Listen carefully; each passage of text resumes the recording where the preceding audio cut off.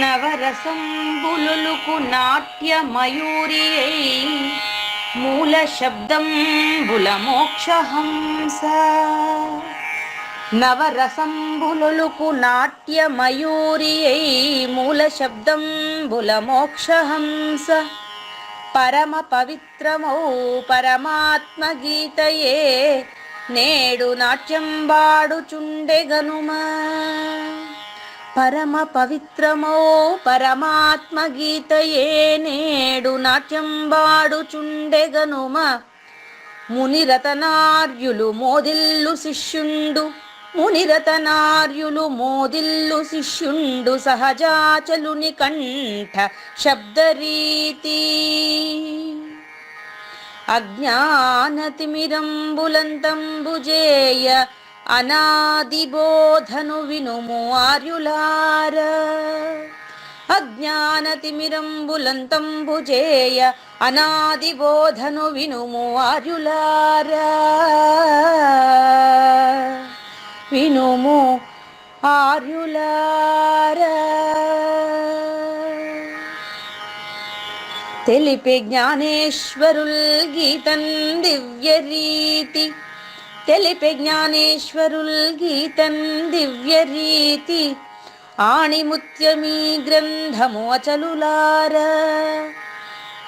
ఆణిముత్యమీ గ్రంథము అచలులార.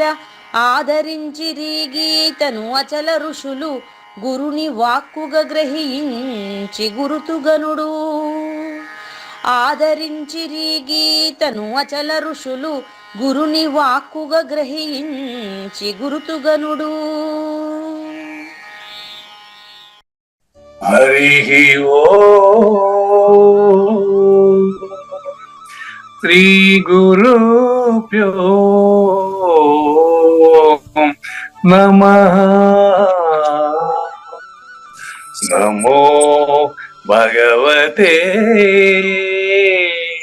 వాసుదేవాయ. ఓ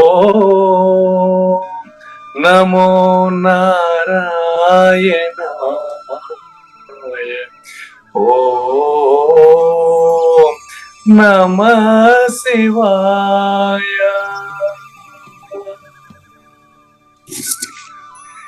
ఈ గీతా జ్ఞానగర కార్యక్రమం మొదలై నిన్నటికి 1088 రోజులైందండి. ఈ రోజు 1089 రోజు. ఈ గీతా జ్ఞానయజ్ఞ కార్యక్రమం సంకల్పించి నిర్వహిస్తున్న శ్రీ విద్యాసాగర్ గురువు గారికి, శ్రీ వెంకటేశ్వర గురువు గారికి శ్రోతలందరి తరపున ధన్యవాదాలు, వందనాలు. ఈనాటి కార్యక్రమంలో పాల్గొన్న ఆత్మస్వరూపులైన శ్రోతలందరికీ కైవల్యాశ్రమం తరపున, అలాగే శ్రీ శివరామ దీక్షితుల వారి అచల యూట్యూబ్ ఛానల్ తరపున హృదయపూర్వక స్వాగతం, వందనాలు. గురుదేవులు సహజాచల రాజయోగి శ్రీ పూజారి వెంకటేశ్వర గురువు గారిని కార్యక్రమం ఆరంభించమని కోరుతున్నానండి. సర్వము గురువుమయము, సర్వము గురువుమయము. భవరోగ వైద్యుడతడని తెలియుము, సకల విద్యల నిలయము. దక్షిణామూర్తి తడని తెలియుము. మూగవాణి మాటను, ఈ మూగవాణి మాటను శ్రోతలు కోటలు దాటింతురు. కృపా సిద్ధితోనే నేనెంత ఆనందముందినాను. నిజయోగి శ్రీకృష్ణుడు నిజ భక్తుడైనట్టి అర్జునుండు. వీరి సంవాదామృతం జనుల రమణ పాలిట అమృతం. వేదవ్యాసుడు దీనిని జనుల యద వికసించునట్లుగాను మహాభారతమందున వెలిగించే కోటి సూర్యుల వెలుగుతో నిత్య సత్య శాశ్వతమైన పరిపూర్ణంలో లేఖనే జరుగుతున్నట్లుగా మనకు తెలియబడుతున్న పవిత్రమైన శ్రీమద్ భగవద్గీత జ్ఞానేశ్వరీయ జ్ఞానయజ్ఞంలో ఇవాళ అంటే కలియుగం ప్రథమ పాదం యొక్క క్రీస్తు శకం 2024 ఫిబ్రవరి 27వ తేదీన మనకు గీతాసారాన్ని కీలకం 4వ రోజు శ్రీమద్ భగవద్గీత కాలాతీత సూచనకు తోడుగా దాని అవగాహన కొరకు శ్రీకృష్ణ దేశికేంద్రుల 221వ కంద పద్యంతో శ్రోతలందరికీ సాదర స్వాగత సుమాంజలి. శ్రీ గురుభ్యో నమః. శ్రీమద్భాగవత కృష్ణదేశిక ప్రభువులు రచించిన 292 కందార్థ దరువులు సంపూర్ణంగా జ్ఞానయజ్ఞంలో రోజుకొకటి చొప్పున వ్యాఖ్యానించబడిన విషయం శ్రోతలకు విదితమే. ఈ కందార్థ దరువులను రచించిన 19 సంవత్సరాల వరకు అవి ముద్రణకు నోచుకోలేదని, వాటిలోని నిగూఢ భావాలను మరింత స్పష్టం చేస్తూ రచయిత క్షరాక్షరోపాధి ద్వయదోషరహిత పరమతత్వ కందములు 261 రచించారని, తదుపరి సద్గురు శుభాశీస్సులతో ఈ రెండూ కలిపి ఒకే పుస్తకంగా ముద్రించారని పెద్దలు చెప్పగా విన్నాం. పుస్తకం ఇప్పుడు మన భక్తులతో చాలా మంది దగ్గర ఉంది. ఈ కందపద్యాలు భగవద్గీతకు ఉత్తర గీత వలె సద్గురు భక్తులకు కందార్థ దరువులలోని ఎన్నో సమస్యలకు సమాధానమై విలసిల్లుతోంది. ఎంతో ఉపయోగకరమైనటువంటి ఈ కందపద్యాలను రోజుకు ఒక్కొక్కటి చొప్పున వివరించాలని అడిగిన ప్రత్యక్ష శ్రోతల కోరిక మేరకు జ్ఞానయజ్ఞంలో శ్రీకృష్ణ పరమాత్మ సందేశానికి ముందే ప్రతిరోజు కృష్ణ ప్రభువుల దర్శనం మహద్భాగ్యంగా భావిస్తూ ముందుకు వెళదామా? విను భాష్యములను త్రాళ్లను జనములునను గట్టెయుంచ చనక నిలుతునా చనుదొత్తునాకు నేనై కనుక నెనను నమ్మరెప్పుడు ఘనులగు వారల్. ఇక్కడ పదాలు మనకు తెలియని అర్థాలను ఇస్తున్నాయండి.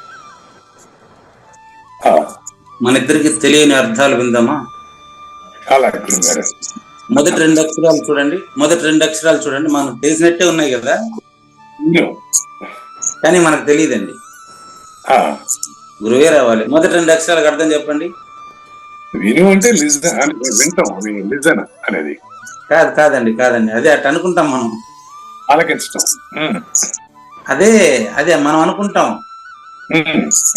కానీ విను అనే పదం వేరే అర్థం మీకే తెలుసని మీ చేత అనిపిస్తా చూడండి. గాలిపటం విను వీధిన ఎగురుతున్నది. అక్కడ విను అంటే గాలిపటము విను వీధిన ఎగురుతున్నది. అక్కడ విను అంటే ఏంటి? ఆకాశం. ఎస్, అది విను అంటే అర్థం. ఆడ అంటే ఇక్కడ శిష్యుని చమత్కృతి అది. అక్కడ మనకు పద్యంలో ఇంతకుముందు ఎప్పుడో గురువు గారు చెప్పారు, కృష్ణ ప్రభు కల్పించిన గురువు ఏం చెప్పాడంటే, నే చెప్పినట్లు చెప్పారా నీ చమత్కృతి నే చూతునన్నాడు. అంటే సద్గురువు చెప్పినట్టే సత్శిష్యుడు మంచి ఉపాయం చేసి చెబుతాడు అన్నమాట. కాబట్టి ఇక్కడ విను అంటే ఆకాశము అని అర్థం, ఒక అర్థం అంటే ముఖ్యమైన అర్థం అదేనండి. ఎప్పుడు కూడా నాకు తెలిసిందే నిజం అనుకోవడం మూర్ఖత్వం. ఎప్పుడు కూడా నేను పూజారి వెంకటేశం అనే నేను నాకు తెలిసిందే నిజం అనుకోవడానికంటే మూర్ఖత్వం ఇంకొకటి లేదండి. ఇప్పుడు విను అంటే ఆకాశము, భాష్యము రాసింది. ఆకాశం భాష్యం ఎట్లా రాసింది? విని రాసింది. చూసుకోండి, ఆకాశము భాష్యములు రాసింది. తనకే చుట్టుకునింది అది. ఇప్పుడు కృష్ణ ప్రభువులు గాని, దీక్షితుల వారు గాని, శివరామ దీక్షితులు, ఈ యొక్క శంకరులు గాని, శ్రీకృష్ణ పరమాత్మ, వేద వ్యాసుడు ఇవన్నీ రాశారు కదా. ఇవన్నీ రాసింది విడుదలకే, కట్టుకునేదానికి. విడుదలకి యాడ విడుదల పొందుతున్నారండి? ఎప్పుడు చూసినా ఆ కందార్థం చూడు, ఈ కందార్థం చూడు, ఈ కందార్థాలను చూసుకుంటే కాలం గడుపుతున్నారే తప్ప తన సొంత అనుభవం యాడ చూపిస్తున్నారండి. మరి కృష్ణ ప్రభు రాసింది కూడా కందార్థాలే కదా గురుగారు. అదే కదా నేను చెప్పింది. ఇప్పుడు కృష్ణ ప్రభు కందార్థం రాసింది. విను అంటే నువ్వు విను నేను చెప్తానని కూర్చున్నారు అందరూ. ఆ పదాలకి దాని లోతైన అర్థాన్ని సద్గురుముఖంగా దర్శించలేదు మనం ఇంకా. పెంచలేదు. అది అది విషయం. కృష్ణ ప్రభు రాయికి ముందు పరిపూర్ణ బోధ లేదా? ఉంది. తన అనుభవంతో తాను రాసి పెట్టి మీ అనుభవంతో మీరు చెప్పండి అయ్యా అని ఆయన పోతే మనం భాష్యములనే తాడు కట్టుకున్నాం. మనం ఈ మధ్యలో గ్రంథం వచ్చింది చూడండి, ప్రస్థాన పరిపూర్ణ బోధ ప్రస్థాన త్రయం. అది ఎంత పెద్ద తాడు చూడండి. ప్రస్థాన త్రయం అనే పదం ఆల్రెడీ ఉంది కదండి. ప్రస్థాన త్రయం అంటే ఉపనిషత్తులు, బ్రహ్మసూత్రాలు, భగవద్గీత, అందులోనే పరిపూర్ణ బోధ ఆల్రెడీ ఉంది. దాన్ని ఏదన్నా చెప్పాలనుకుంటే నా తెలివిని ఏదైనా ఉపయోగిస్తే పూజారి వెంకటేశం తనీగా ఒక 4 వాక్యాలు నా అనుభవం నుంచి చెబితే అది ప్రస్థాన త్రయం అని నేను చెప్పిన అవసరం లే, శిష్యుడు చెప్తాడు. మళ్ళా ఇది పక్కన పెట్టి పరిపూర్ణ బోధ ప్రస్థాన త్రయం అని చెప్పి ఆ గ్రంథం ఓపెన్ చేస్తే ఏమన్నా దాంట్లో పరిపూర్ణ బోధ ప్రస్థాన త్రయం గ్రంథకర్త ఏమన్నా రాసినాడు అంటే ఏమి లేదు. అదేముంది పరిపూర్ణ బోధ ప్రస్థాన త్రయం అంటే చూడండి, కృష్ణ దేశికేంద్రుల కందార్థాలు కందపద్యాలు ఒకటండి, భద్రాద్రి రామ శతకం ఒకటండి, ఇంకా శివరామ దీక్షిత గ్రంథం ఒకటండి. ఈ మూడింటిని ప్రస్థాన బోధత్రయం అనే దానికి నేనెవరు? ఒక్కొక్కటి ప్రస్థాన త్రయంలో ఉండే విషయాన్ని తెలియజేస్తాయి, ఒక్కొక్కటి తెలియజేస్తాయి. అది ఏం తెలియజేస్తాయో 1089 రోజులుగా కావూరు నాగేశ్వర ప్రసాద్ చెప్తా ఉండినా, 1089 రోజులుగా కావూరు నాగేశ్వర ప్రసాద్ పూజారి వెంకటేశాన్ని ప్రశ్నిస్తున్నా ఇంతవరకు మనకేం అర్థం కాలే. మనం అర్థం చేసుకుని ఈయనే ప్రయత్నం చేయాలన్నా, మనం కొత్తగా ఇప్పుడు గ్రంథాలు రాయాలన్నా. చూడండి, అందుకనే పరిపూర్ణ దర్శిని మొదటిది, పరిపూర్ణ దర్శిని చివరిది. కొత్తగా నేను గ్రంథాలు రాయడం, రచయిత, కవి అని ఉండదు. కేవలం అనువాదం అంటే అర్థం ఏంటంటే వాళ్ళు చెప్పినటువంటి దాన్ని మన భాషలోకి స్వేచ్ఛ గేయ అనువాదం జరుగుతున్నది అంతే. కొత్తగా నేను గ్రంథం రాయాల్సిన అవసరం లేదు, అది కూడా మనం రాసింది కాదు. అది కేవలం ముందే గ్రంథం ప్రకటనే ముందే ఉంది, పుడుపూడి నాగేశ్వరరావు గారు ప్రకటించారు. ఇది పుడుపూడి నాగేశ్వరరావు సహజాచల రాజయోగిని సంధించిన ప్రశ్నలకు సమాధానాలు మాత్రమే. ఇది రచన కాదు, ఆయన రచయిత కాదు, నేను శిష్యుడు కాదు, ఆయన గురువు కాదు. ఈ గ్రంథం మీకు పనికిరాదు, గురువే మీకు పనికి వస్తాడు. ఈ గ్రంథంలో ఉండే విషయాలను గురువు దగ్గరికి పోతే గురువు మీకు మరి సూచన చేస్తాడు తప్ప గ్రంథం పనికిరాదని అక్కడ ఆయన ప్రకటించాడండి. ఇంత వివరం ఎందుకంటే మీరు ఇంకొంచెం తర్వాత మీరు కూడా గ్రంథాలు రాసినారు కదా అని అడుగుతారు నన్ను. అది దాని చెప్పింది కరెక్ట్, అసలు కరెక్ట్. అందుకని విను అంటే ఆకాశమే మనిషిగా రూపాంతరం చెంది, చూసుకోండి పరిపూర్ణం కాదు, ఆకాశమే 84 లక్షలుగా రూపాంతరం చెందినట్లు భావించింది. భాష్యములు రాసింది కూడా ఆకాశం అనే అబద్ధ గుర్తే. తాళ్ళు అంటే భాష్యములంతా తాడులుగా భావించి బంధంగా భావిస్తున్నది కూడా. ఈ పుస్తకం చదవాలన్నా ఆ పుస్తకం చదవాలన్నా ఏ పుస్తకం చదివినా నిన్ను చదవాలా. బంధములనే తాళ్ళు, భాష్యములనే తాళ్ళు. జనములు నన్ను కట్టియుంచ, జనములు నన్ను కట్టడం ఏందండి? జనములు నన్ను కట్టడం కాదు, నేనే భ్రాంతి అనే తాడు, భాష్యం అనే తాడు వేసి పెట్టుకుని పుస్తకాలు ప్రింట్ చేసి డబ్బులు వసూలు చేసుకుంటా, పుస్తకానికి డబ్బులు వసూలు చేసినా మళ్ళీ పుస్తకాలు మేము మళ్ళీ డబ్బులు వసూలు చేస్తున్నా. ఇది నేను కట్టుకున్న తాడు, ఇది జనాలు నన్ను కట్టలే.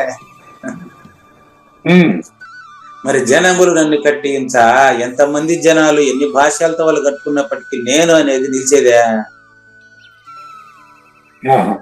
ఏ నేను మీకు క్లారిటీ. అందుకే మనం 3 నేనులుగా డివైడ్ చేసుకున్నాం. రెండవ నేను, మూడవ నేను అనేటువంటి డూప్లికేట్, రెండవ మూడవ నేనుల ద్వయం అది నిలిసేదే. ఓకే, మీ నిశ్శబ్ద విప్లవం నాకు అర్థమైందండి. మళ్ళీ రాసుకోండి. మీ నిశ్శబ్దం నాకు అర్థమైపోయింది. మీ నిశ్శబ్దంలో నుంచి ప్రశ్న నేను అవగాహన చేసుకోగలను. చెప్పండి. కానీ అండి మీ ప్రశ్న అంటే మీ మనసులోనే ఉంది. ఇప్పుడు ఆన్సర్ చెప్తా చూడండి. ఆన్సర్ చెప్పను, ప్రశ్న చెప్తా, మీరే ఆన్సర్ చెప్తారు. ఆ, చూడండి, వ్యష్టి మాయ మనసు రాయండి. వ్యష్టి మాయ మనసు. ఓకే. నెక్స్ట్ రెండో వాక్యం, సమిష్టి మనసు మాయ. సమిష్టి మనసు మాయ. ఓకే. ఇప్పుడు మొదట రాసిన వాక్యానికి 3వ నెంబర్ వేసుకోండి, ఆ, తర్వాత రాసిన వాక్యానికి 2వ నెంబర్ వేయండి. ఓకే. ఇప్పుడు రాయబోయేదానికి 1వ నెంబర్ వేద్దరు. 1వ నెంబర్ నెంబర్ 1. ఇప్పుడు అంటే 1 అంటే అర్థం ఏంటి? ఇంక చెప్పేదానికి నీ దగ్గర ఏముండదని అర్థం. ఇప్పుడు 3 వ్యష్టి మాయ మనసు, 2 సమిష్టి మనసు మాయ. ఇప్పుడు 1 ఏం రాస్తారంటే, మనసుకి వేరుగా ప్రపంచం ఉందా? Question mark. ఆన్సర్ మీ దగ్గర ఉంటుంది, చూసుకోండి. మనసుకు వేరుగా ప్రపంచం ఉందా? ఆన్సర్ మీరు చెప్పండి. ఇప్పుడు మీరు చెప్తారా? ఆన్సర్ చూడండి. ఓకే, లేదు. అది ఆన్సర్. ఇదే, నే చెప్పినట్లు చెప్పరా, నే చెప్పిన బోధ నీకు లెస్స అతికుంటే నీ చమత్కృతి నేను చూస్తానన్నారే ఆయన. అది ఇది లేదు అని చెప్పింది కావూరి నాగేశ్వర ప్రసాద్ అనే 3వ నేను కాదు. అదేనండి. 3వ నేనుతో కలిసిన 2వ నేను అనే అబద్ధపు గుర్తు తాను లేనని తనకే తెలిసి లేదు అని చెప్పింది. ఇక్కడ విను అంటే ఆకాశం అని చెప్పాను మీకు. అదే గురుగారు, అవును.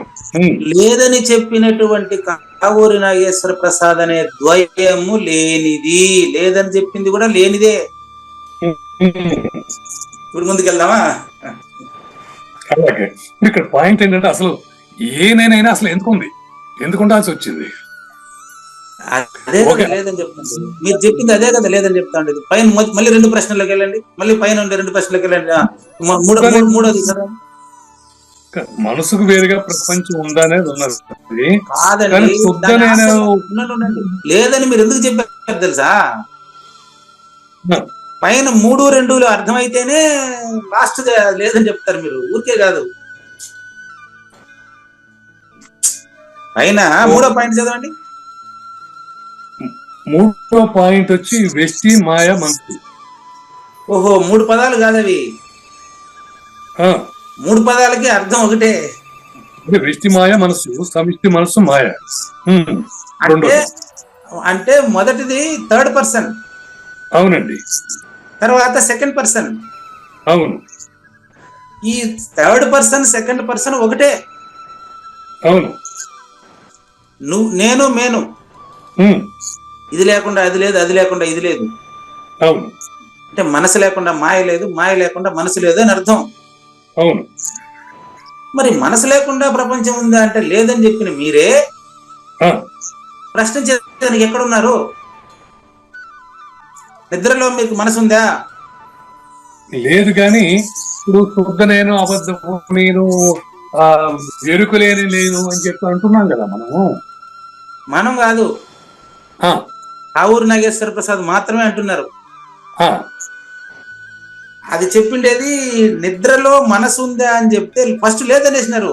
అవగాహన అయిపోయింది ఆయనకి, ఆయన లేదు ఇంకా.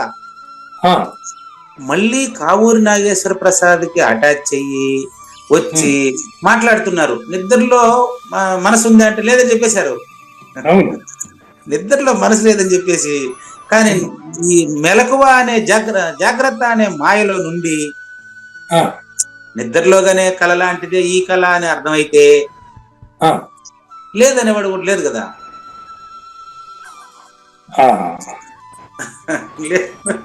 చూడండి ఇంకా ఉంది. లేనిదేదో లేదని మనం అన్నాము. లేనిదేదో లేనప్పుడు ఇంకా ఉన్నదంటూ ఏముంటది? దాన్ని చెప్పేదానికి ఇది ఏడుంది, లేనిది ఏడుంది అని అడుగుతున్నా. నెక్స్ట్ ఇంకా అటువంటి పదాలు ఇంకా ఉన్నాయండి. చూడండి, ఇదో అట్లా నీకు అర్థమైన తర్వాత, అయ్యా గురు సూచన అర్థమైన తర్వాత ప్రశ్న అట్ట పెట్టండి. ఇంకా టైం ఉంది, ఇంకా మనకు ఉంది 1/2 గంట, అంటే ఇంకా 9 నిమిషాలు ఉంది. చూడండి, ఈ జనక అంటే జనక మహారాజు కాదు. జనక అంటే జనక మహారాజు కాదు, తండ్రి కాదు. జనక అంటే తండ్రి గౌడు కాదంటారా? అక్కడ జనక అంటే అర్థం ఏంటంటే ఎన్ని భాష్యాలతో తాళ్లతో కట్టి పెట్టినా నిద్రపోయినప్పుడు మనసు పోకుండా ఉందా? మనసు పోకుండా లేదు.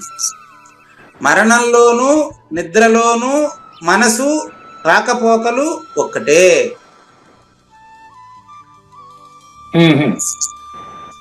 మీకు క్లారిటీ. జనక అంటే వెళ్లకుండా. సో నిద్రలో కూడా మనసు రాకపోకలు ఉంటారా? నిద్రలో ఓహో అది కూడా నేను చెప్పాలి, నాకు చెప్తాను. నిద్రపోయినప్పుడు మనసు ఎడకపోయిందండి. అవును. నిద్ర లేచినాక మళ్ళీ వచ్చిందండి. అక్కడ రాకపోకలు ఉన్నాయంటారు. ఓకే, నేను అనలే. ఇంకా మళ్ళీ దాన్ని గట్టిగా అది నిలబెడతారేమో. అసలు ముందే ఎట్లా బాగా గమనించండి. నిద్రపోయినప్పుడు మనసు పోయింది అంటే ఎక్కడికే అని అడగాలి కదా మీరు. ఎక్కడికి పోయింది అని అడగాలి. అవును. మరి అది పక్కన పెట్టేసి రాకపో ఎట్ట చెప్తే అట్ట తిరగొద్దండి. నిద్రలో మనసు పోయింది, లేచినాక వచ్చింది అంటే ఎక్కడికి వచ్చింది చెప్పండి ఇప్పుడు మీరు. అంటే సూర్యుడు వచ్చితే చీకటి పోయినట్టు. నో ఇక్కడ ఆ ఉదాహరణ ఇక్కడ నప్పదు. ఆ ఉదాహరణ ఇక్కడ సరిపోదు, నిద్రకు సరిపోదు. ఎందుకంటే నిద్రపోయిన వాడు నువ్వు లేస్తున్నావు, సూర్యుడు నిద్రపోవట్లేదు. ఆ ఉదాహరణ ఇక్కడ ఏ ఉదాహరణ దేనికంటే అది అతకదు. నిద్రపోయినప్పుడు నిన్ను నువ్వు మర్చిపోతూ మరుపులో ఉన్నావు. నిద్ర లేచినప్పుడు నిన్ను నువ్వు ఎరగడం వల్లనే గుర్తెరుగుతున్నావు. కనుక ఎరుక మరుపులు ఎరుకయే. నిద్రపోయి లేస్తున్నటువంటిది అదే దేహంలో, మరణించి లేస్తున్నది వేరే దేహంలో.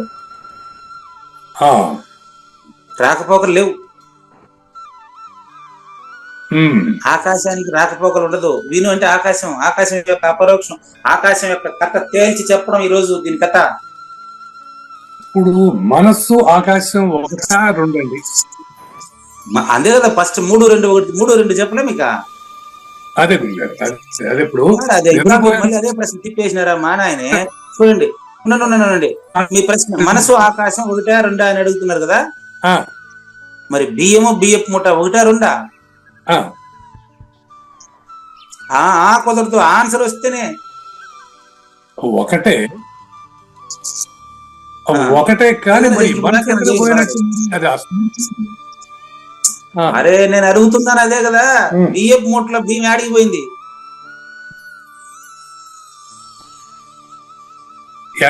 రెండు ఒకటే మీరు అన్నట్టు. ఉండండి. అదే ఆన్సర్ మీ నుంచి రావాలి. నాకు మీ నుంచి అయితే ఉదాహరణ మారిస్తే ఒప్పుకోను.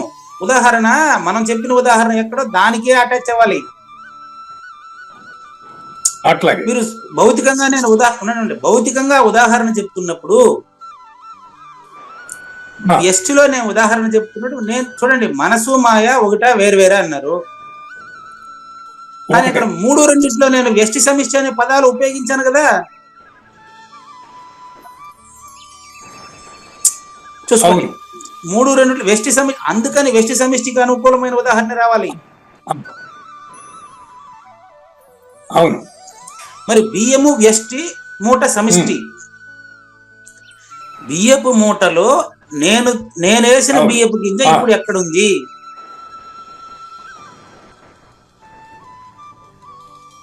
కలిసిపోయింది దాంట్లో. అది కలిసిపోయి జనన మరణాలు ఎలాంటివి తెలుసా?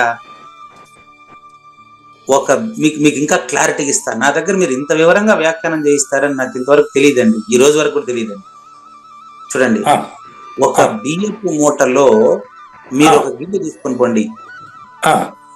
ఒక గింజ మీరు వేసేయండి. బియ్యపు మూటలో ఒక గింజ మీరు వేయండి. అంటే అందులో ఉండే గింజ ఒకటి చూసి వేయండి.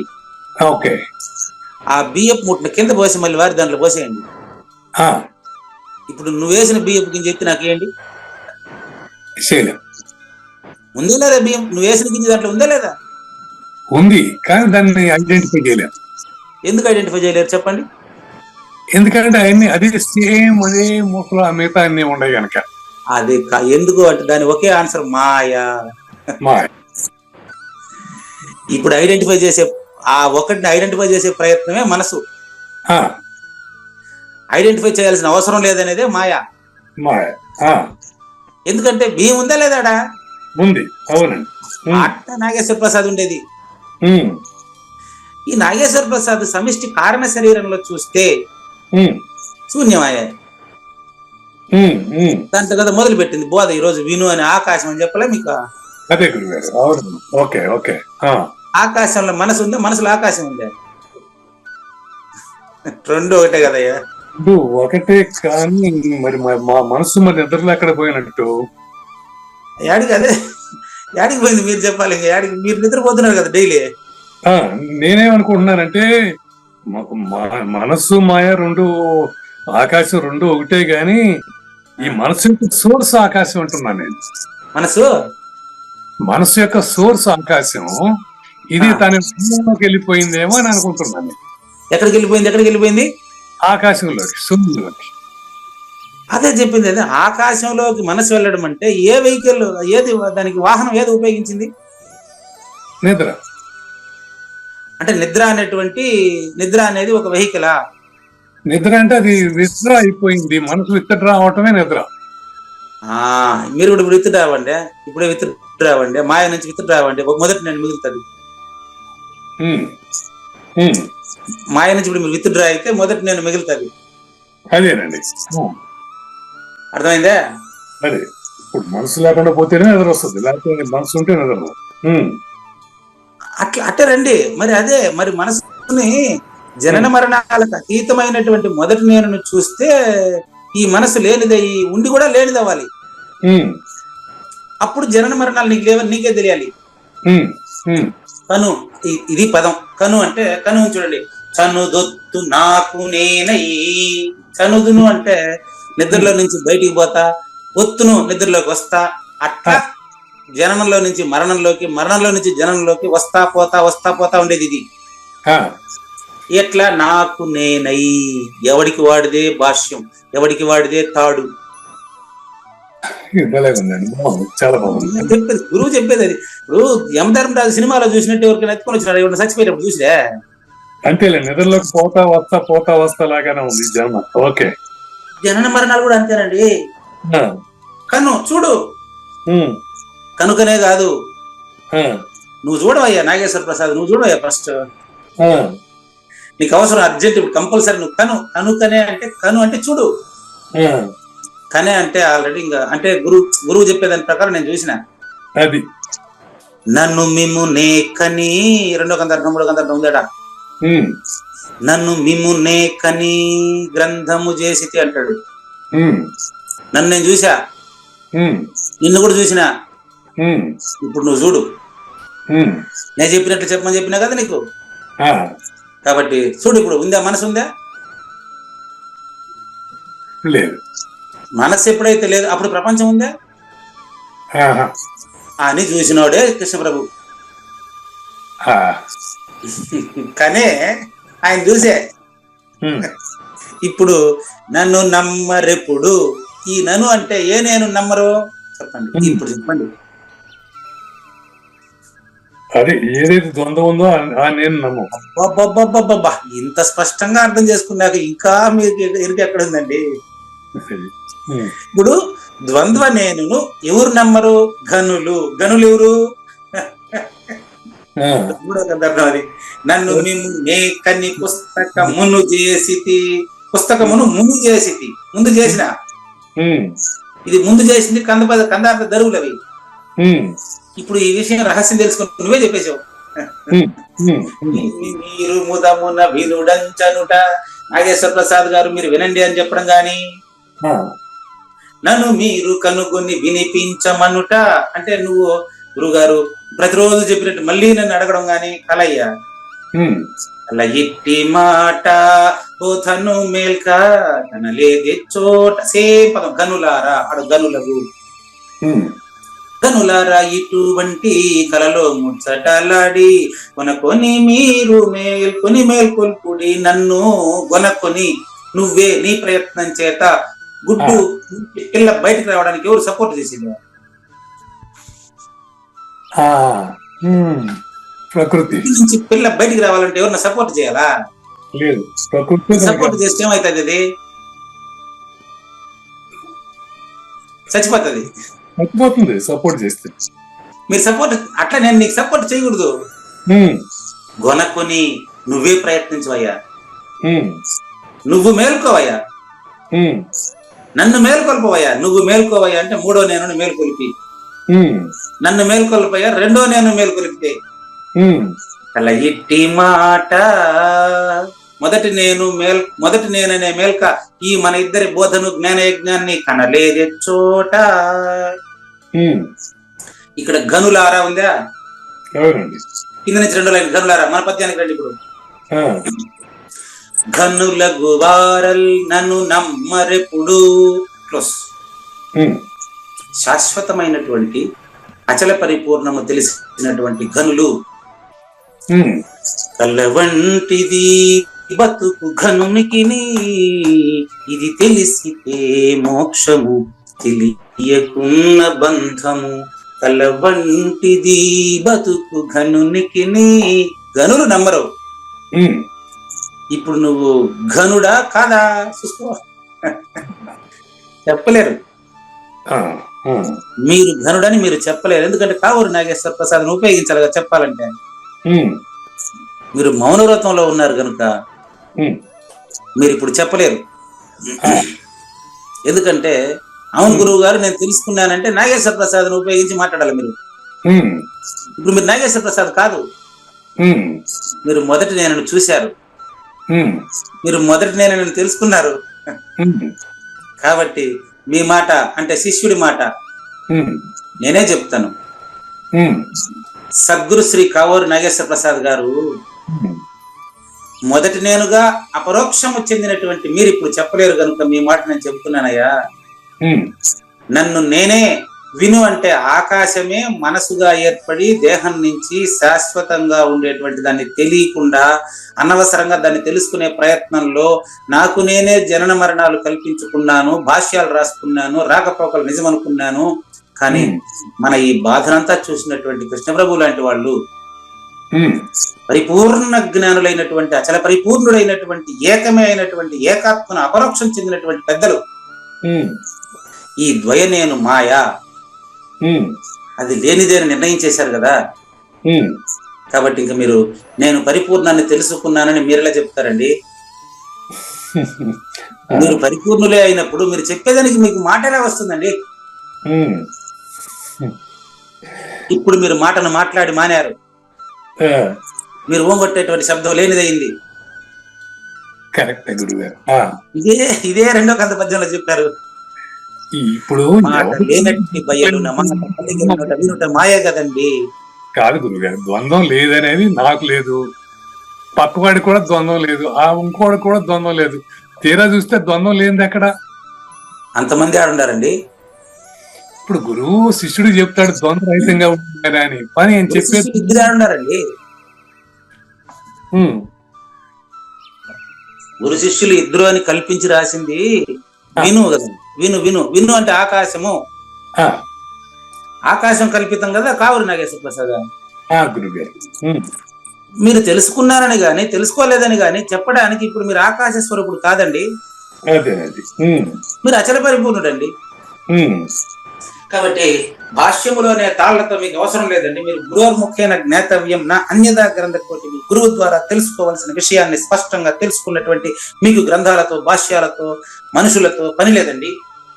అంటే ఒకసారి ఒక స్థితికి వచ్చినాక ఇక ఏముండదండి. కరెక్ట్, మీరు లేదని చెప్పేదానికి కాదు, మీరు మాట్లాడే ప్రతి ఒక్కరిలోనూ పరిపూర్ణాన్ని మీరు చూడగలరండి. మీరు పరిపూర్ణులండి. మీలో నేను మాట్లాడేదానికి నాకు మాట ఎక్కడుందండి? మాట ఎక్కడుందంటే అర్థం ఏంటంటే మాట కాదు, అది మాటు ఎక్కడుందండి అని అర్థం. మాటు మాటు ఎక్కడుంది? అది ఎవరు మన ఈమె వనజాక్షమ్మ పాటలో రాసి పెట్టా చూడండి. మరి దివికి గీతివా ధీరవనిత వనజాక్షమ్మా, రహదారిలోన ప్రమాదము మిషయేనమ్మా. అది అక్కడ అక్కడ అది అది ఒక సాకు అంతే. నాకంతే కరెక్ట్. కనుక మరి మనకు మరణం ఎక్కడుంది, మాటు ఎక్కడుంది, ఇవి ఈ బోధలో మాట రహస్యమే లేదు కదా. కనుక అతి రహస్యమైనటువంటి దాన్ని బట్ట బయలుగా సూచన చేసేటటువంటి ఈ యొక్క కృష్ణ ప్రభు యొక్క సూచనను మనకు జ్ఞానేశ్వరి కీలకము నంబర్ 4. జ్ఞాన యజ్ఞం 2వ భాగం 18వ అధ్యాయం మోక్ష సన్యాస యోగంలో 18 అధ్యాయాల సారాంశాన్ని ఈ రోజు తెలుసుకోబోతున్నాం. చూడండి, ఇంతవరకు మనం ఇది 3 వాక్యాలు తెలుసుకున్నాం. 3, 2, 1. 3, 2, 1 లో ఏం తెలుసుకున్నాము? వ్యష్టి మాయ మనసు, సమిష్టి మనసే మాయ, ఆకాశమే ఓతప్రోతమై అలా ఉంది. మరి నెంబర్ 1 అది నాకు గుర్తులే, మీరే చెప్పాలి. నెంబర్ 1 ఏం చెప్పాను చూడండి. వేరుగా ప్రపంచం ఉందా అంటే లేదు.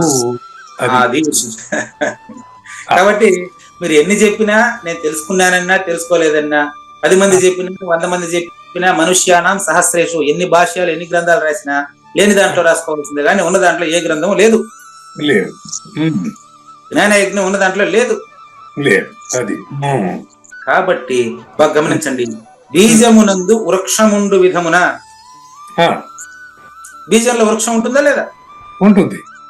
మనసులో ప్రపంచం ఉంటుంది. మనసులో ప్రపంచం ఉంటుంది, బీజంలో వృక్షం ఉంటుంది.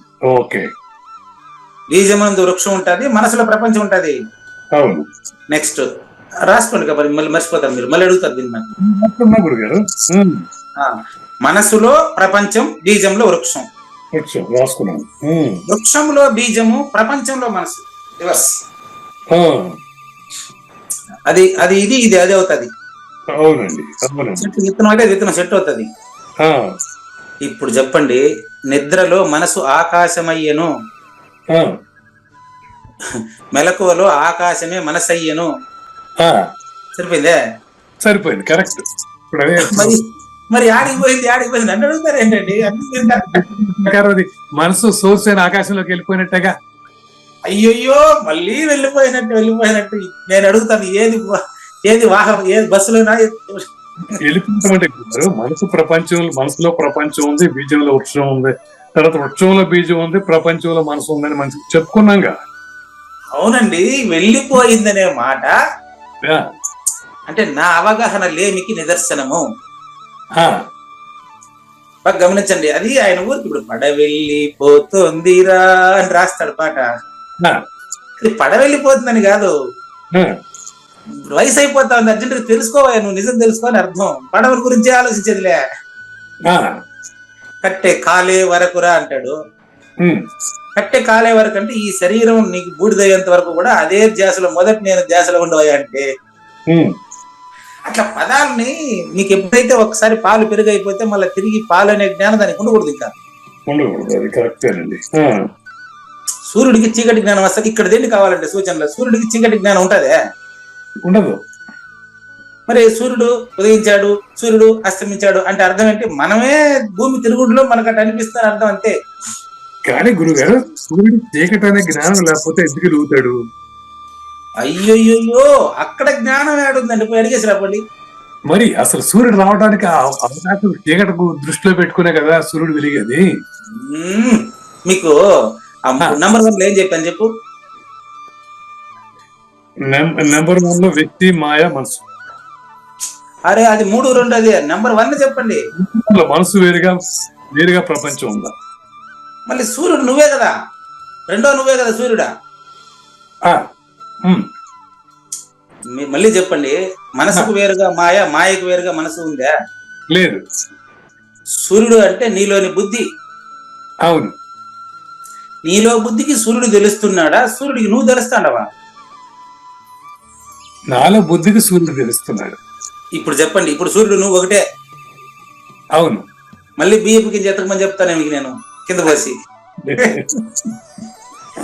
బియ్యపు కింద ఎతకమంటాను. మీరేం చెప్తారు తెలుసు అప్పుడా? ఇప్పుడు అరే అప్పుడు ఆ బియ్యపు గింజకు రెడ్ మార్క్ ఒకటి వేసి ఉంటే పోయి ఉండే ఎత్తుతానంటారు. అది ఊరికే సూచన అండి. చెప్తే బాగుంది, నా దగ్గర మీరు బాగా చెప్పిస్తా ఉన్నారు. అర్థమైందండి.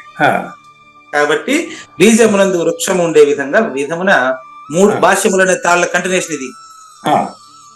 3 కాండలు గల దీనికి 3 కాండలు వేదానికి, ఋగ్వేదము, యజుర్వేదము, సామవేదము, 3 కాండలు. ఈ 3 కలిసింది 4 తనిగా లేదు వేదం. మళ్ళీ ఈ 3 వేద రాశి అంతా కూడా ఈ గీతలో నిండి ఉంది. గీత దేంట్లో నిండి ఉంది కాదు, ఆ మొత్తం దీంట్లోనే. కాబట్టి నాకు అంటే పూజారి వెంకటేశం అనేటువంటి నాకు ఈ గీతే వేదానికి బీజమని తోచుచున్నది. 3వ నేనుకు 2వ నేనుకు తోచేది, మొదటి నేనుకు తోచేది లేదు. ఈ సంగతి స్పష్టంగా కనిపిస్తా ఉంది మీకు. ఇప్పుడు మీకు మనసుని మాయని ఎక్స్ప్లెయిన్ చేసినాను, ఇప్పుడు క్లియర్ కనిపిస్తా ఉంది మీకు. కాబట్టి వజ్రములు, మాణిక్యములు మొదలైనటువంటి అన్నిటిని కలిపి నగలు అంటారు. మనస్సులో తోచిన దాన్నే మొత్తం ప్రపంచం అంటాడు. అంటే ఏం లేదు, ప్రతి ఎవరి ప్రపంచం వాడిది అంటారు. అంతేనండి. మరి అన్ని ప్రపంచాలు ఉన్నాయా? లేదు, మనసులో తోచిందే ప్రపంచం. విశ్వం దర్పణ దృశ్యమాన నగరి తుల్యం పక్కన పదం. అద్దములో తోచిన ప్రపంచం, తోచిన వంటిది. తుల్యం అంటే వంటిది. మనసులో తోచినటువంటి ప్రపంచం ఎట్లాంటిదంటే అద్దంలో చూసే ప్రపంచం వంటిది. అద్దంలో చూసే ప్రపంచం నువ్వు చూడబట్టి ఉందా? నువ్వు చూడకపోతే కూడా ఉంటుంది అద్దంలా. నేను చూడబట్టే ఉంది అద్దంలో ప్రపంచం. మరి అదే మనసులో నువ్వు చూడబట్టే కదా ప్రపంచమా? అది ఆ ప్రపంచం నేనే. ఓకే, ప్రపంచం నేనంటే 2వ నేను. మొదటి నేను ప్రపంచం కాదు. కాబట్టి త్రికాండాత్మకమైన వేద భాగములు ఈ గీతలో స్పష్టంగా సుశోభితమవుతుంది. అంటే చక్కగా మీకు నేను ఇంత స్పష్టంగా ఎక్స్ప్లెయిన్ చేయగలుగుతున్నాను అంటే అది గీతా మహాత్మ్యము అంటాను దాన్ని నేను. గీతా మహాత్మ్యం. ఇంకా వేదంలో ఉండే కర్మకాండాది 3 కాండాలని గీతలో ఎక్కడెక్కడ ఎట్టెట్ట చెప్పారో ఇప్పుడు ఎక్స్ప్లెయిన్ చేస్తాను. చూడండి, ఈరోజు కీలకం 4. 16 నిమిషాలు ఉంది. వీలైనంత వరకు గీతలో 17 అధ్యాయాల్లో ఏం చెప్పారు అదే ఈ 18వ అధ్యాయం అని ఇప్పుడు తెలుస్తుంది. చూడండి, నెంబర్ 1 మొదటి అధ్యాయం. అర్జున విషాద యోగం అజ్ఞానాంతర్భాగం అని పాటించారు సుశీల గారి దగ్గర. మొదటి అధ్యాయం అర్జున విషాద యోగము. నేను రెండోది చదువుతున్నా చూడండి. దీని అందరికి ప్రథమాధ్యాయం అంటే మొదటి అధ్యాయం అండి. కేవలం శాస్త్రీయ విచారణకు ఆరంభక ప్రస్తావన మాత్రమే. అంటే భగవద్గీత గ్రంథానికి ప్రస్తావన వంటిదండి మొదటి అధ్యాయం. ప్రస్తావన వంటిది. ఓకే. ఇప్పుడు ఇది జ్ఞానేశ్వరి భావన ఆయనకు ఉంటదండి, సహజాచల రాజయోగి భావన వీడికి ఉంటదండి. కొంతమంది ఉపనిషత్తులు అది తత్వమసి వాక్యానికి నిర్వచనము భగవద్గీత అంటారండి. తత్వమసి వాక్యానికి నిర్వచనం భగవద్గీత అంటారండి. ఆ విషయం మీకు అవధూత స్వామి చెప్పిన నీ నిజ రూపము అచలమైనదంతా నేను పోల్చి కూడా చెప్పాను ఆల్రెడీ. కానీ పూజారి వెంకటేశానికి ఒక ప్రత్యేకమైన అభిప్రాయం ఉంటుంది. నీ నిజ రూపమే అచలము అని చెప్పాను తత్వమసిని నేను. అత్ అంటే అచల పరిపూర్ణము, త్వం అంటే నువ్వు, అసి ముందే అయి ఉండావు అని చెప్పాను. అది నా అభిప్రాయం. అది ఇక్కడ అదే విధంగా 17 అధ్యాయాలని మన జ్ఞానేశ్వరి ఎటు చెప్తారు అటే చెప్పేదానికి నా సపోర్ట్ ఏంటి కనుక 18 అధ్యాయాల సారాంశాన్ని ఆయన ఎలా చెప్పిన నా అభిప్రాయం కూడా ఇక్కడ చెప్తానండి. అంటే మరింత కొత్తగా మీరు నా దగ్గర మీకు అనుకూలంగా చెప్తాను. మొదటి అధ్యాయం ప్రస్తావన మాత్రమే. ఇప్పుడు సుశీల్ గారు అన్నది ఏదో మాట అగ్ని అన్నారు కదా మీరు, అదేంటి గురువు గారు? అది అన్నారండి. రాసుకోండి అది పాటలు ఎట్టదు. అజ్ఞాన అంతర్భాగము. అజ్ఞాన అంతర్భాగం. Okay okay. మొదటి అధ్యాయం అజ్ఞాన అంతర్భాగము. అది గేయ భగవద్గీతలో ఉందండి అన్నమాట. ప్రస్తావన అజ్ఞాన అంతర్భాగం అంటే భగవద్గీత నాకు ఎందుకు అవసరం అనేది అందులో తెలియజేస్తారండి. అది ఇప్పుడు మొదటి అధ్యాయం ఒక రహస్యం కూడా చెప్తాను మీకు. మొదటి అధ్యాయంలో కృష్ణ పరమాత్మ నోరు తెరవలేదంటారు. మొదటి అధ్యాయం 25వ శ్లోకం, ఉవాచ పార్థ పశ్యైతాన్ సమవేతాన్ కురునితి. ఉవాచ భగవాన్ ఉవాచ. మొదటి అధ్యాయం 25వ శ్లోకంలో అది కృష్ణ పరమాత్మ చూడవయ్యా చూడు అని చెప్తారు అనమాట. అది సూచన. ఇంకా రెండో అధ్యాయానికి వస్తున్నానండి. సూచన. ఓకే. సూచన ఏమని? చూడు ప్రపంచం ఎలా ఉంది చూడు, లేని ప్రపంచాన్ని లేదని చూడు అని అర్థం. అది ఇప్పుడు రెండో అధ్యాయంలో సాంఖ్య శాస్త్ర సిద్ధాంతం ప్రకటించబడింది. దాంట్లో మోక్ష ప్రాప్తికి సాంఖ్య శాస్త్రము ఒక్క జ్ఞానము తప్ప మరి దేనిని అపేక్షించదని చెప్పబడిందండి. ఇక్కడ జ్ఞానేశ్వర అభిప్రాయం ఇది. అర్థమైందండి? అందుకని నేను ఎక్స్ప్లెయిన్ చేస్తాను. జ్ఞానేశ్వరి ద్వితీయాధ్యాయంలో సాంఖ్య శాస్త్ర సిద్ధాంతం ప్రకటించబడింది అంటాడండి. ద్వితీయ అధ్యాయంలో. Okay, clear. ఓకే. ఎట్లా ప్రకటించబడిందంటే ఆయన చెప్పేది ఒక్క జ్ఞానము తప్ప ఇంకా దేనిని అపేక్షించదు సాంఖ్య శాస్త్రం అంటాడు ఆయన. అది మీకు నేరుగా ఎలా అర్థమవుతుంది? నీకు గురువు చెప్తేనే అర్థమవుతుంది. గురువు చెప్తేనే అంతే అంతే, లేకపోతే అర్థం కాదు. అది ఏ జ్ఞానం ఇప్పుడు నేను చెప్తాను చూడండి. సాంఖ్య శాస్త్రంలో బోధించిన అసంఖ్యాకమైన బోధలలో అచల పరిపూర్ణ జ్ఞానము మాత్రమే నిజమైన జ్ఞానము. మిగతా ఎరుక మరుపులకు సంబంధించిన ఆకాశానికి సంబంధించిన ద్వయము అందులో లేనిదని తెలుసుకున్నటకే సాంఖ్యయోగము ఉద్దేశించబడింది. అది ఇప్పుడు క్లియర్ అర్థం వల్ల క్లియర్ అండి. ఓకే అంతే. శుద్ధాత్మతత్వ విజ్ఞానం. శుద్ధాత్మ అంటే పరిశుద్ధాత్మ, శుద్ధాత్మ మొదటి నేనును తెలియడానికి లేని నేనులో పరిశీలించుట సాంఖ్యయోగం. అది లేని నేను ఉన్న నేను అని రెండు లేవు, ఉన్నది ఒకటే నేను, అందులో ఈ ద్వయం లేదు అని మీకు క్లారిటీ.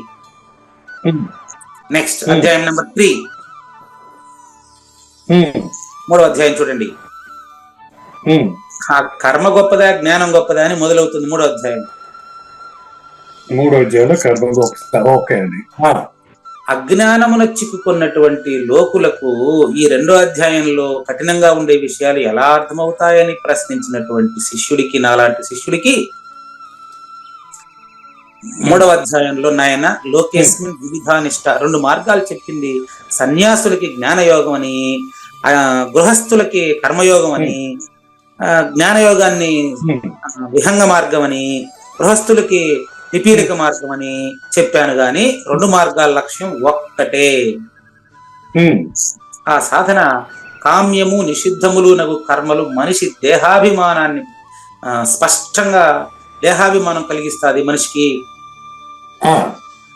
కాబట్టి నాయన వాటిని వదిలి మనిషి ఎల్లప్పుడూ సక్రమంగా తనకు ఉపయుక్తములకు నిత్య నైమిత్తిక కర్మలను ఆచరించాలి అని తృతీయాధ్యాయంలో భగవంతుడు స్పష్టంగా నిర్మల వృత్తితో కర్మాచరణ చేయాలని, అచల పరిపూర్ణుడుగా కర్మ చేయడం వల్ల మోక్షం రాదు,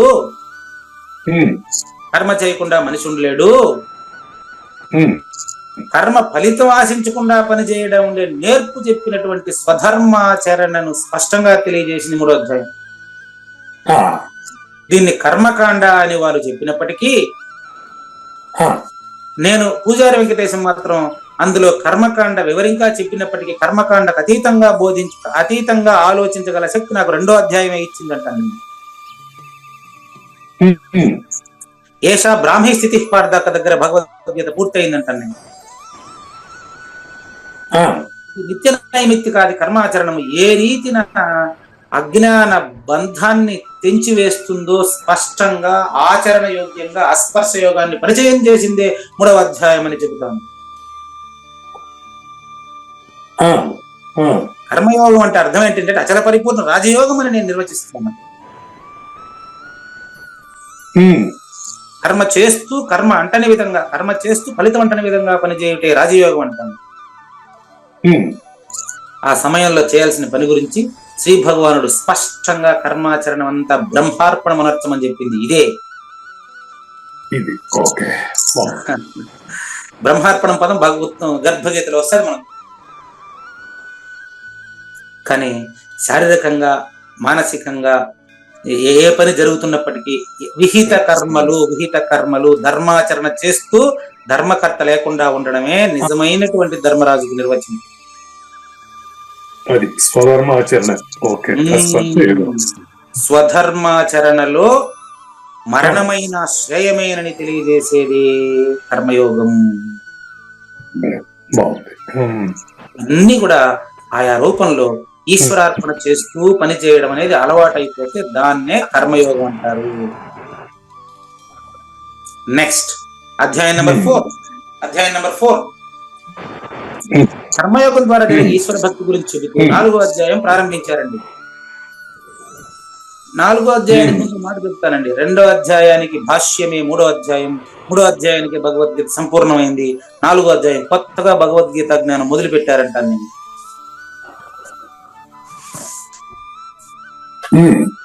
ఇది పూజారి వెంకటేశ్వర అభిప్రాయం. ఎందుకు అంటే ఏదైనా ఒక గ్రంథం పూర్తి చేసినప్పుడు గ్రంథాన్ని బోధించబడిన వంశక్రమాన్ని చెప్తారండి.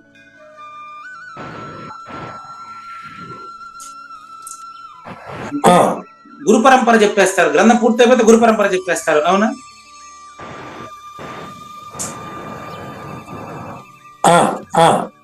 అట్లా కృష్ణ ప్రభు కూడా మొదటి 5 కందార్థ దరువుల తర్వాత గురు పరంపర చెప్పేశారు. అంటే అక్కడికి చెప్పవలసిన ప్రధాన విషయం పూర్తయింది. కంద పద్యాల్లో కూడా నీకు గురు పరంపర మొదలెట్టేస్తారు. ఎంత 14-15 లోపే గురు పరంపర మొదలు పెట్టేస్తాడు. ఇది మరి ఏమంటారు కవి యొక్క నేర్పు. కాబట్టి వేదవ్యాస భగవాన్ రచించినటువంటి భగవద్గీత 2వ అధ్యాయం మాత్రమే భగవద్గీత, 3వ అధ్యాయం దాని వ్యాఖ్య, 4వ అధ్యాయంలో మళ్ళీ భగవద్గీత పునః ప్రారంభమైనడానికి ఇది నేను సూర్యుడికి చెప్పాను, సూర్యుడు యాజ్ఞవల్కి చెప్పాడు, యాజ్ఞవల్కి జనక మహారాజుకు చెప్పాడు అనేటువంటి విషయం ప్రారంభం కావడం భగవద్గీత మళ్ళీ పునః ప్రారంభించడమే. కాబట్టి 4వ అధ్యాయం అంతంలో వడ్డించబడిన మధురమైన ఖాద్య పదార్థమైనటువంటి ఈ యొక్క మరి భగవంతునికి భక్తునికి ఉండేటువంటి అనన్య భక్తి యొక్క విషయాన్ని మనకు కర్మాచరణ ద్వారా భక్తినే ప్రదర్శించాలని విశ్వరూప దర్శనం 11 వరకు కొనసాగిందండి. 11వ అధ్యాయం వరకు కూడా, అంటే 4వ అధ్యాయం నుంచి 11వ అధ్యాయం వరకు చెప్పినటువంటి 8 అధ్యాయాలని దివ్యకాండ అంటారు. జ్ఞానేశ్వరి దివ్యకాండ అంటారు. ఇప్పుడు నేను వాటిని సంక్షిప్తంగా మీకు ఎక్స్ప్లెయిన్ చేస్తాను. 5వ అధ్యాయం 3వ అధ్యాయానికి జిరాక్స్. 5వ అధ్యాయం 3వ అధ్యాయానికి జిరాక్స్. 6వ అధ్యాయం సాధన ఫ్యాక్టరీ, సాధనలు తెలియజేసే ఫ్యాక్టరీ 6వ అధ్యాయం. అంటే ధ్యానం ఎలా చేయాలి. సుమ్మాయిరు రమణ మహర్షి చెప్పిన సుమ్మాయిరుకి అభ్యాస యోగమే 6వ అధ్యాయం. ఏం తెలుసుకుంటే ఇంకేమీ తెలియాల్సిన అవసరం లేదు, దాన్ని తెలియజేస్తానని కొత్త రీతిలో బోధ మొదలు పెట్టింది 7వ అధ్యాయం. వ్యక్త అవ్యక్తముల కంటే అవ్యక్తం అనేది పరిపూర్ణమని తెలియజేసింది 8వ అధ్యాయం. 7వ అధ్యాయం ఏంటి గురుగారు? 7వ అధ్యాయం ఏం తెలుసుకుంటే ఇంకేమీ తెలియాల్సిన అవసరం లేదు, అది తెలియజెప్తానని కొత్త ఎత్తుగడతో మొదలయ్యింది 7వ అధ్యాయం. 8వ అధ్యాయం అక్షరాక్షరముల కంటే వేరైనదే అక్షర పరబ్రహ్మ యోగం అని తెలియజేశారు. 9వ అధ్యాయం పరిపూర్ణ ప్రత్యక్ష ప్రమాణం అగ్రహస్యమే బట్టబయలుగా తెలియజేశారు.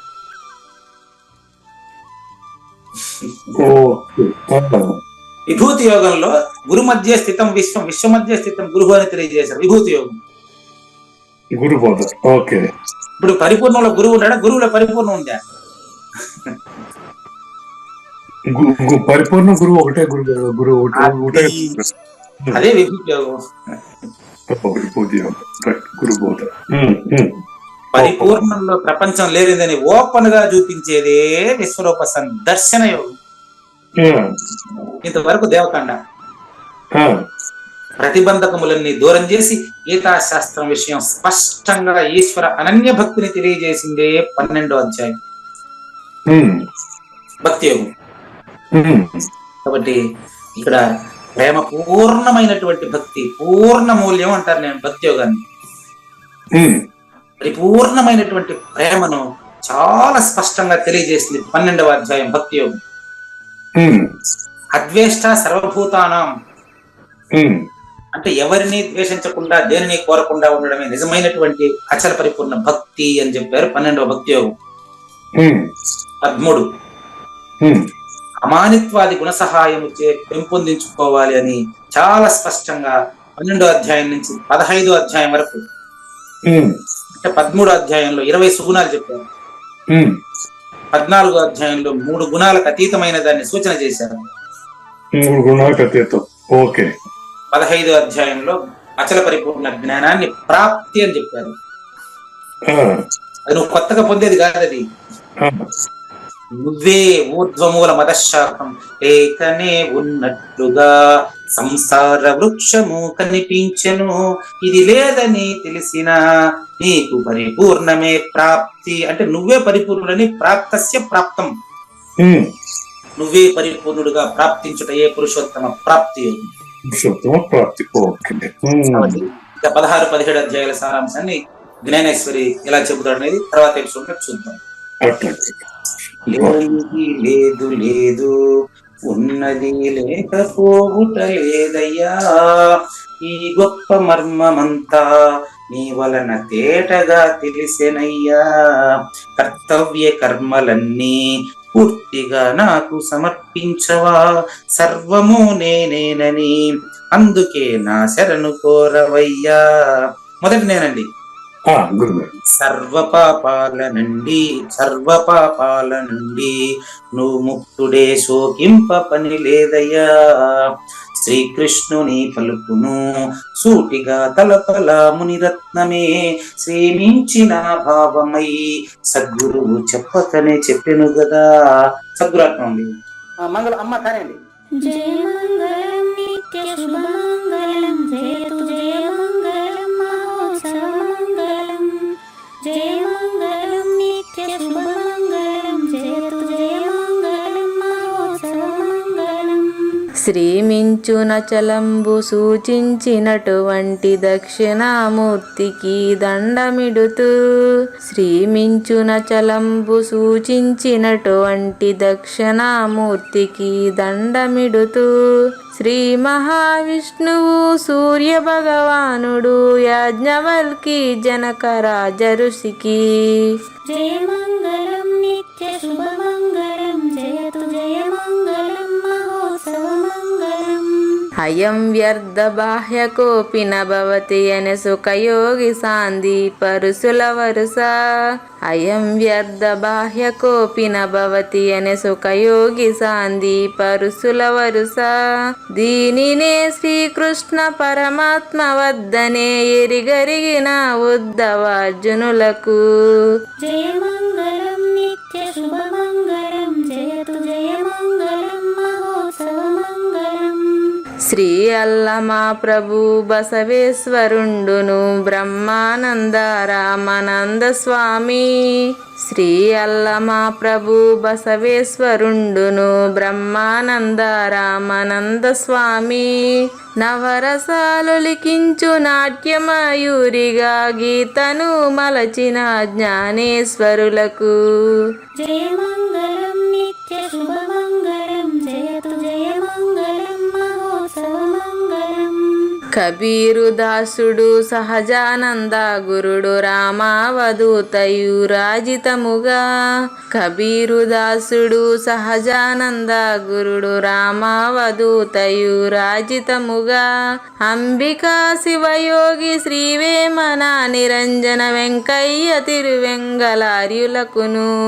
జయ మంగళం నిత్య శుభమంగళం, జయతు జయ మంగళం మహోత్సవ మంగళం. శ్రీ బృహద్వాశిష్ట సిద్ధాంతమును చేసి జనన మరణ భ్రాంతి జడుపు బాపి. శ్రీ బృహద్వాశిష్ట సిద్ధాంతమును చేసి జనన మరణ భ్రాంతి జడుపు బాపి. అచల సాంప్రదాయమవనిలో నెలకొ కొలిపి అందించినట్టి శివరాములకును జయమంగళం నిత్య శుభమంగళం జయతు జయమంగళం మహోత్సవమంగళం. మెప్పైన బోధలచ తిప్పలు బాపిన అప్పయ్య మంత్రియు అచల గురులు మెప్పైన బోధలచ తిప్పలు బాపిన అప్పయ్య మంత్రియు అచల గురులు పరశురామ సీతారామ స్వామి ప్రభులు నరసింహ యోగి గురువర్యులకును జయమంగళం నిత్య శుభమంగళం జయతు జయమంగళం మహోత్సవమంగళం. కంద కందార్థములనందించి బృందముకు రంది పాపిన కృష్ణ ప్రభువునకును కంద కందార్థములనందించి బృందముకు రంది బాపిన కృష్ణ ప్రభువునకును పలుకులా కందనిది పరబయలు ఇది అని పలికిన ఫీల్కాన లక్ష్మణునకు జయమంగళం నిత్య శుభమంగళం జయతు జయమంగళం మహోత్సవమంగళం.